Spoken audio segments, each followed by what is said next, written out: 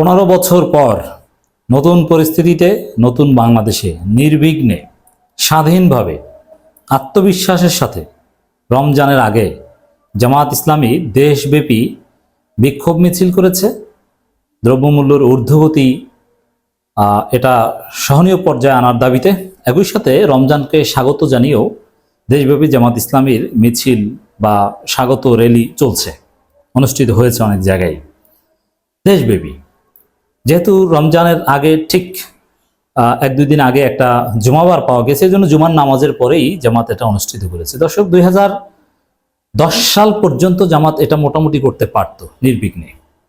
এটা জামাতের একটা ট্র্যাডিশন যে রমজানের আগে দ্রব্যমূল্যের ঊর্ধ্বগতির প্রতিবাদে বিক্ষোভ মিছিল করা, এটাও ট্র্যাডিশন যদি ঊর্ধ্বগতি থেকে থাকে। আর যদি সেই সমস্যা না থাকে তাহলে রমজানকে স্বাগত জানিয়ে র্যালি করা, রমজানের পবিত্রতা রক্ষার আহ্বান জানিয়ে র্যালি করা, এটা জামাত এবং শিবির উভয় সংগঠনের একটা ট্র্যাডিশন। অনেক ক্ষেত্রে রমজানের আগের মুহূর্তে বিকাল টাইমে যখন রমজানের চাঁদ দেখা যাবে তার আগে, অথবা শুক্রবার জুমার নামাজের সুযোগ পাওয়া গেলে সেই জুমার নামাজের পরে এটা করে। কিন্তু ফ্যাসিস্ট হাসিনা এই কাজটাও জামাত শিবিরকে করতে দেয়নি। রমজানকে স্বাগত জানিয়ে শিবিরের বা জামাতের মিছিল থেকে গ্রেপ্তার করা, হামলা করা, এ ধরনের ঘটনা অনেক ঘটেছে। এটাও পুলিশ বা আওয়ামী লীগকে এড়িয়ে ঝটিকা টাইপের প্রোগ্রাম করতে হতো, কিন্তু জামাত কখনো এগুলো থেকে বিরত থাকতো না অ্যাট এনি কস্ট। একমাত্র দল জামাত ইসলামী যে কোনো পরিস্থিতিতে তাদের এই রমজানকে স্বাগত জানিয়ে র্যালি, 21শে ফেব্রুয়ারি র্যালি, বিজয় দিবসের র্যালি, প্রতিষ্ঠা বার্ষিকীর র্যালি শিবিরের, এগুলো থেকে কোনো দিন বিরত থাকেনি এবং টাইমলি কমিটি গঠন করা, এগুলো থেকে বিরত থাকেনি। কিন্তু 2025 সালের রমজান জামাতের শিবিরের জন্য একটা ব্যতিক্রমী রমজান, কারণ তারা 15 বছর পর নির্বিঘ্নে পালন করতে পেরেছে। এবং তাদের ইতিহাসেও একেবারে 84 বছরের ইতিহাসেও আরেকটু এডিশন আছে এখানে, কারণ এত বড় সংগঠন জামাত ইসলাম অতীতে কখনো ছিল না। এবার জনগণের যে সাড়া পাচ্ছে, জামাতের মিছিলগুলোতে সর্বসাধারণের যে উপস্থিতি, এটা একটা নতুন ডাইমেনশন। দর্শক, দ্রব্যমূল্যের ঊর্ধ্বগতির প্রতিবাদে এবং রমজানের পবিত্রতা রক্ষার দাবিতে জামাত ইসলামের বিক্ষোভ সমাবেশ। এই যে রমজানকে রমাদান লেখা, এটা আলট্রা পিউরিটান প্রজেক্টের মধ্যে যে জামাত শিবির পড়েছে, সালাফিজমের ভৌত যে জামাত শিবিরের উপর কিছুটা হলো চেপেছিল, তার একটা প্রমাণ। এ ধরনের অক্ষরবাদী মানসিকতা বাংলাদেশের মানুষ রমজান বললে চেনে, সেখানে রমাদান লেখা, এই শুদ্ধবাদিতা, মানে এগুলো একটা ইসলামিক পলিটিক্যাল পার্টির জন্য শোভনীয় নয়। এই আলট্রা পিউরিটানিজম ক্ষতিকর। আওয়ামী লীগের দোসররা এখনো বাজারে সিন্ডিকেট নিয়ন্ত্রণ করছে, নুরুল ইসলাম বুলবুল। শুধু আওয়ামী লীগের দোসররা নয়, বিএনপির দোসররাও বাজারে সিন্ডিকেট নিয়ন্ত্রণ করছে। আওয়ামী লীগ, অনেক সিন্ডিকেট আওয়ামী লীগ থেকে এখন বিএনপির কাছে হাত বদল হয়েছে। এটা জামাতের লোকজন বললো না, ব্যাখ্যা আমি বলে দিলাম। আওয়ামী লীগের দোসররা এখনো বাজারে সিন্ডিকেট নিয়ন্ত্রণ করছে উল্লেখ করে বাংলাদেশ জামাত ইসলামীর কেন্দ্রীয় নির্বাহী পরিষদ সদস্য, ঢাকা মহানগর দক্ষিণের আমির মোহাম্মদ নুরুল ইসলাম বুলবুল বলেছেন, দ্রব্যমূল্য ঊর্ধ্বগতি মূল কারণ হচ্ছে সিন্ডিকেট এবং চাঁদাবাজি, বিএনপির চাঁদাবাজি, বিএনপির সিন্ডিকেট। এই সিন্ডিকেট ভাঙতে না পারলে বাজার নিয়ন্ত্রণ সম্ভব হবে না। জনগণকে স্বস্তি দিতে সরকারকে বাজার সিন্ডিকেট ভাঙতে কঠোর হতে হবে। বাজারে কারসাজিতে জামাত ইসলামী মেনে নেবে না বলেও হুঁশিয়ারি দিয়ে বলেন, আজ থেকে বাজার ব্যবস্থাকে নিয়ন্ত্রণে সরকার ব্যবস্থা গ্রহণ করতে হবে। জামাত তাদের অবস্থান থেকে যতটুকু সম্ভব করে, কোথাও কেউ মজুদদারি করার চেষ্টা করলে, অতিরিক্ত মুনাফা নিলে ইনস্ট্যান্ট প্রতিবাদ করা, পলিটিক্যাল পার্টি হিসেবে এখন যেহেতু জামাতের একটা সামাজিক পাওয়ার আছে, সোশ্যাল ক্যাপিটাল আছে, এগুলোকে ব্যবহার করে যতটুকু সম্ভব জামাত সেটা করে।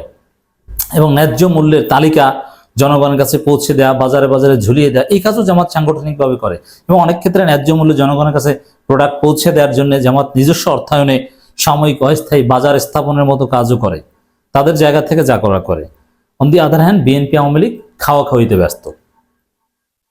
28 ফেব্রুয়ারি বাংলাদেশ জামাত ইসলামী ঢাকা মহানগর দক্ষিণের উদ্যোগে জুমার নামাজ পর বাইতুল মুকাররম মসজিদের উত্তর গেটে অনুষ্ঠিত বিক্ষোভ মিছিল সমাবেশে বক্তব্য তিনি এসব কথা বলেন। এ সময় তিনি আরো বলেন, আজকে দেখা যায় চাঁদাবাজদের হাত বদল হয়েছে, পথে ঘাটে হাটে বাজারে নতুন চাঁদাবাজ দেখা যাচ্ছে। জনগণও তাদের চিনে রাখতেছে, আগামীতে তার উপযুক্ত জবাব দেওয়া হবে। মানে এই জবাবটা বিএনপিকে ইঙ্গিত করে দিয়েছে, বিএনপিকে থ্রেট দিয়েছে, চাঁদাবাজি বিএনপিকে বন্ধ করতে হবে, না হলে কিন্তু জামাত ইসলামী ধরবে তাদেরকে। এটা হচ্ছে নুরুল ইসলাম বুলবুলের বক্তব্যের সার কথা।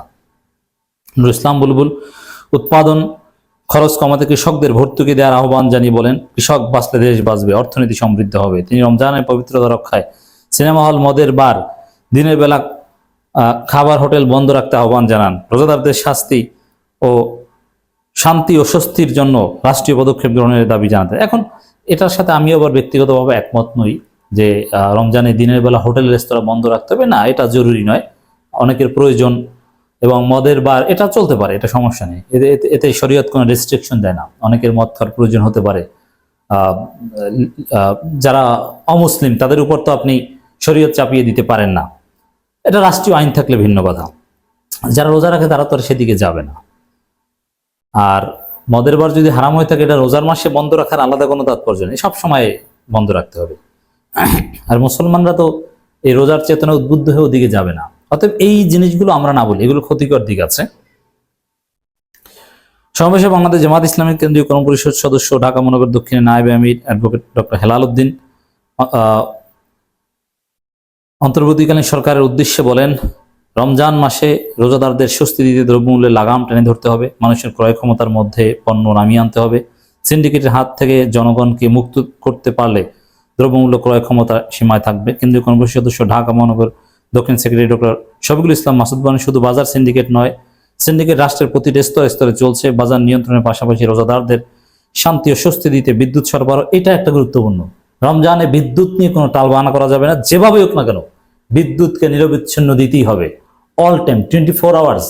শুধু সাহারি, ইফতার, তারাবির টাইমে নয়, 24 আওয়ার্স নন স্টপ বিদ্যুৎ দিতে হবে, এটা রাষ্ট্রের দায়িত্ব। 1 সেকেন্ডও লোডশেডিং যেন না হয়, এই দাবির বিষয়ে এইসব বিষয়ে সোচ্চার হতে হবে। এ সময় তিনি বলেন, ব্যবসায়ীদের উদ্দেশ্যে বলেন, 11 মাস ব্যবসা করবেন, 1 মাস ব্যবসা না করলে এটা দাওয়াতের বিষয়। সমাবেশে আরো অনেকে বক্তব্য রাখেন। বিপুল সংখ্যক জামাত শিবিরের জনশক্তি ঢাকা মহানগর দক্ষিণের এই প্রোগ্রামে অংশগ্রহণ করেন। ঢাকা মহানগর উত্তরও সেম বিক্ষোভ মিছিল করেছে। সেলিম উদ্দিন প্রায় একই টাইপের কথা বলেছেন। চট্টগ্রাম মহানগরী থেকে শুরু করে দেশব্যাপী বিভিন্ন উপজেলা পর্যায়ে, থানা পর্যায়ে আহলান সাহলান মাহে রমাদান এভাবে রমজানকে স্বাগত জানিয়েছে। তো এত সুন্দরভাবে মাইক বাজিয়ে ঘন্টার পর ঘন্টা রাজপথে অবস্থান করে নির্বিঘ্নে দীর্ঘ 15 বছর পর জামাত ইসলামী রমজানকে স্বাগত জানাতে পারল। এবং দর্শক, আমরা সেই পুরনো ইতিহাস একটু স্মরণ করতে চাই। আমরা এটাও দেখেছি হাসিনার আমলে, এই কয়েক বছর আগে তারাবি নামাজ পড়া অবস্থায় ইমাম সহ মুসল্লিদেরকে জামাত শিবির ট্যাগ দিয়ে ধরে নিয়ে গেছে। কি নির্মম নির্যাতন! ইফতারি থেকে ধরে নিয়ে গেছে, ইফতার মুহূর্তে, ইফতার অবস্থায় ধরে নিয়ে যাওয়া হয়েছে। ইফতারি প্রোগ্রামে হামলা করা হয়েছে, ইফতার প্রোগ্রাম করতে দেয়নি, ইফতারি করার অনুমতি দেওয়া হয়নি। ঢাকা বিশ্ববিদ্যালয়ের ছাত্রলীগ রোজাদার শিক্ষার্থীদের উপর হামলা করেছে, কোরআন নিয়ে আলোচনা করতে যায় সেখানে হামলা করেছে। কি নির্মম! কেমন বাংলাদেশ ছিল, আর এখন কত সুন্দর বাংলাদেশ। অতএব এবারের রমজান একটা স্বস্তির রমাদান। এখনো অনেকে সুক্রিয়া করছে না, তারা বলছে গণতন্ত্রে উত্তরণ করতে হবে। কত সুন্দর পরিবেশ! সত্যি এবারে রমজান ব্যতিক্রমী রমজান, আল্লাহর কাছে শুকরিয়া। এবারের পুরো রমজানে জামাত শিবির রমজান মাস জুড়ে যে বহুমুখী কর্মসূচি হাতে নিয়েছে, এর মধ্য দিয়ে আরো বেশি জনগণের কাছাকাছি পৌঁছে যেতে পারবে। এবার রমজানে আরো লক্ষ লক্ষ মানুষ নতুনভাবে জামাত ইসলামীতে যোগদান করবে ইনশাআল্লাহ।